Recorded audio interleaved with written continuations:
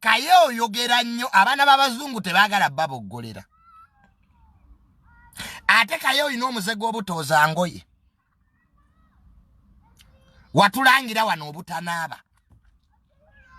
Kaye engeri gy'ogenze Canada naaba. Ebyo bikati ebimeme yabyobadde osala. Abazungu tebaagala basajja bamalako nviri. Ono siba dreads. Senga Kaye n'oluzungu lukyuse. Kaye tokolanko programu ya luzungu. Ojja duyiga. Era nadde ngamba kasuku. Nti Kaye agenze Canada naye agenda kwogerayo olulimi ki. Kwa Kaye oluzungu lukusumbuwa. Ojja genda otandikawo before done anything bakud. Kaye tomulaba. Abeera Kaye ze mwagala nnyo sister Kaye. Yaddayo n'asoma oluzungu lwa primary abeera n'obutabo.